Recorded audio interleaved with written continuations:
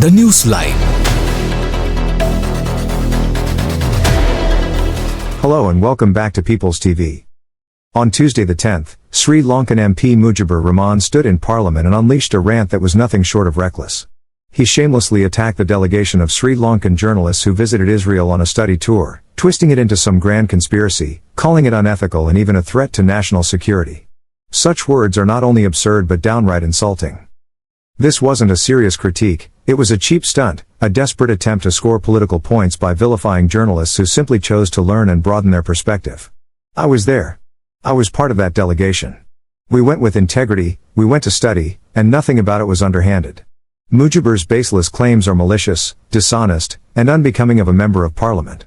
People's TV has a responsibility to answer this nonsense head-on, and that is exactly what we will do. Mujibur Rahman opened his rant in Parliament with the question, why would a delegation of Sri Lankan journalists visit Israel, a country that has killed 248 journalists? Did they go there to learn how to assassinate their fellow journalists? Let's get one thing clear, Mujibur. If you truly wish to learn how to slaughter innocents in cold blood, Israel is not the classroom. The Gaza Strip is. October 7th should be burned into your memory. Hamas terrorists, aided by Palestinian civilians, carried out a massacre of unimaginable brutality, microwaving infants, hacking unarmed men to death, raping women, raping children in front of their parents and parents in front of their children, before blowing their heads off. That is where the real curriculum in murder exists, not in a delegation of Sri Lankan journalists on a study tour. If it is lessons in burning innocent people alive and turning homes into graves you seek, you will find them in Gaza, Iran, Iraq, Syria, lands poisoned by radical Islamist ideology. Israel, on the other hand, is a nation fighting to survive against these forces. To twist a study tour into some sinister conspiracy is shameful. Our delegation went to learn, to understand, and to return with knowledge that benefits our country. In the meantime, we are still waiting for Mujibur Rahman to produce the list of 248 journalists he claims were killed by the IDF in Gaza. Once we have it, we will gladly fall to our knees and accept his claim as absolute truth. Are you up to the challenge, Mujibur? For the benefit of Mujibur and others claiming to understand geopolitics, there are no internationally recognized journalists posted in Gaza. Those claiming to be journalists are terrorists wearing press jackets and helmets, mostly reporting for Al Jazeera, the pro-Hamas, pro-terror media lobby. No internationally accredited journalist is allowed to freely report on the ground. We have presented these facts repeatedly, backed by statistics and documented evidence. Some of these so-called journalists were actively involved in the October 7th massacre, their names appearing on Hamas payrolls. Most global media, aside from BBC and Al Jazeera, recognize these journalists as terrorists masquerading in press jackets. Speaking of the BBC, CNN, and Al Jazeera, which you conveniently mentioned in your rant, Mujibur, we have not forgotten the role these offshore outlets, and their local counterparts, like the Daily Mirror and the Sunday Times, played in spreading lies. They misrepresented photographs of terminally ill children as children starved by the IDF. These outlets surrendered their ethics for Middle Eastern oil money and bowed to pro-Hamas influence. They deliberately spread false information to support radical Islamist activism worldwide. Mujibur also claimed that the delegation included journalists from state media.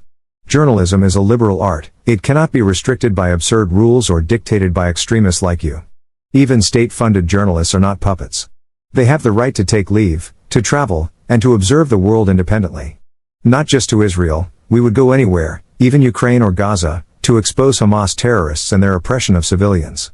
If the opportunity arises to confront Hamas leaders living in luxury in Qatar while Palestinians suffer, we will go. We will go to hell and back if necessary. Mujibur must also remember that Israel is the only true democracy in the Middle East. If there is any nation worth learning from about governance, resilience, and the protection of freedoms, it is Israel. He further attacked YouTubers in the delegation, implying our channels have caused racist issues, and questioned if we were being trained by Mossad. I am too old for Mossad training, but if one of my children were offered such training, I would consider it an honor. Mossad does not teach gang rape, massacres, or cruelty, it trains its people to fight terrorism, cooperate with governing bodies, and defend their homeland. Hamas training, on the other hand, teaches slaughter and terror.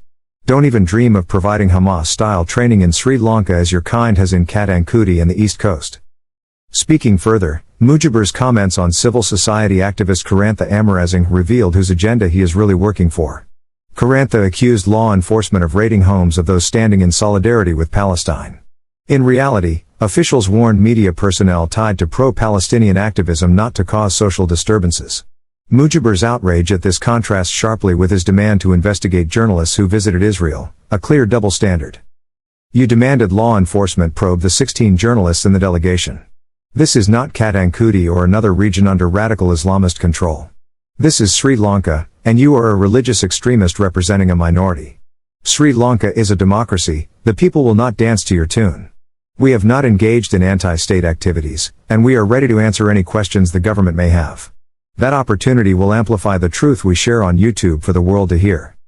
Mujibur also cited a Facebook post by Sri Lankan ambassador to Israel Nirmal Bandara, who noted the delegation's willingness to observe humanitarian operations in Gaza. Mujibur scoffed, "What humanitarian operation?" And one of his henchmen added, "It's not a humanitarian operation, it's an unhumanitarian operation." The IDF operations in Gaza are aimed at liberating hostages held by Hamas under inhumane conditions.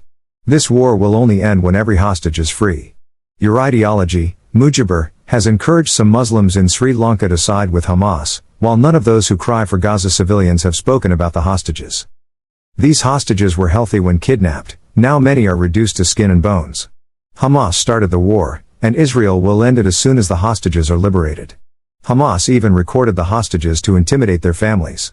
Do not forget, the war will only end when every hostage is free. Mujibur lamented that the government is not pro-Palestine. Sri Lanka did not elect the National People's Power to resolve issues in Palestine, but to resolve domestic issues.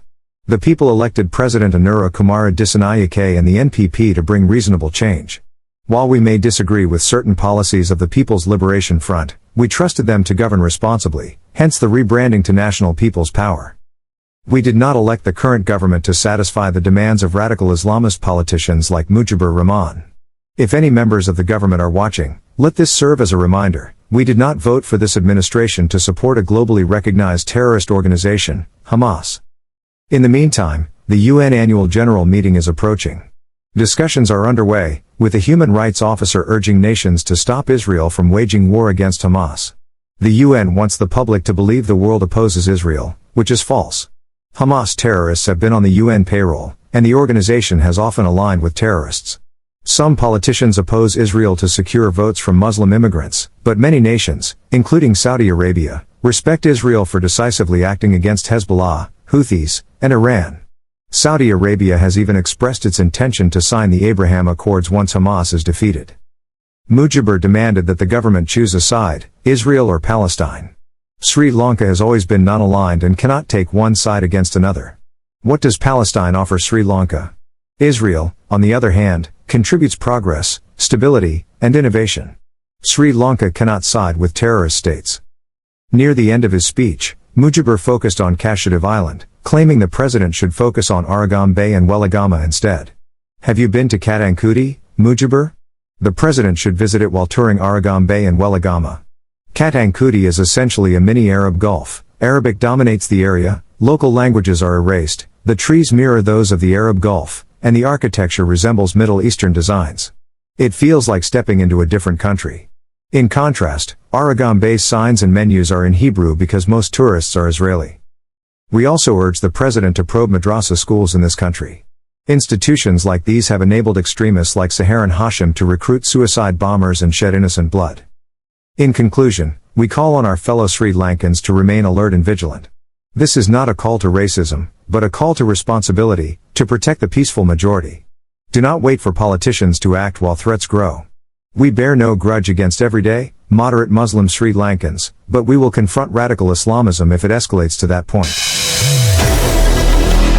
Subscribe us for more details.